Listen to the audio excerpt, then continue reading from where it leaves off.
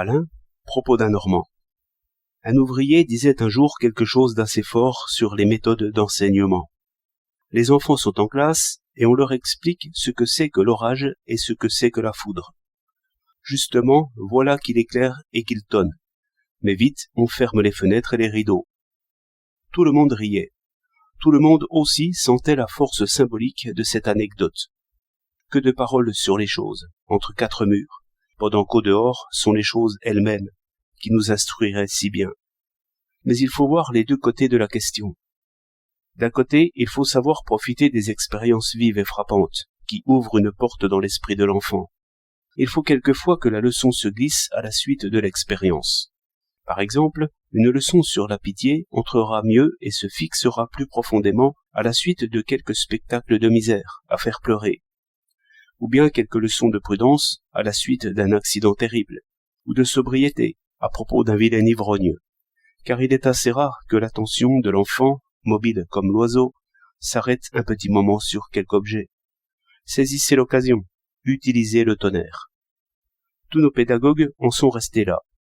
Ce n'est pourtant que le premier moment, le moment purement animal de l'attention. Le propre de l'homme, sur cette planète, est sans doute de ne pas faire attention au tonnerre, et de regarder des choses que l'oreille n'entend pas, que l'œil ne voit pas, comme la loi de la chute, celle du mouvement des astres, ou le rapport du volt et de l'ampère, ou la mesure indirecte par triangle d'un arc de méridien. Car, dans le fait, l'expérience pleut sur tout le monde. Tous sont également mouillés, mais non également instruits. Le vrai travail humain consiste à revenir sur ces choses sans considérer seulement celles qui brillent ou celles qui brûlent. Et c'est ce que le chien et le chat ne savent pas du tout faire. Ils ne vivent que d'imagination. Il y a un moment où le petit élève qui calcule s'efforce de s'accorder avec lui-même et méprise la mémoire pure, qui donne si bien le résultat sans les raisons. Il faut l'aider à passer de l'état animal à l'état humain, en lui faisant voir, par exemple, ce que c'est que la sévérité de la pensée pour elle-même.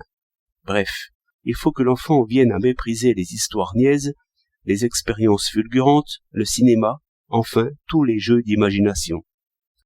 Il faut passer de l'imagination à l'entendement. Voilà à quoi sert un problème. Et c'est le deuxième moment.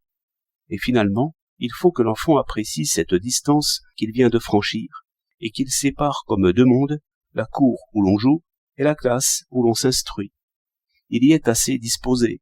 Il n'aime point tant l'enfance. Il veut en sortir. Il vous méprisera, pédagogue, si vous faites l'enfant pour lui plaire. 15 novembre 1913.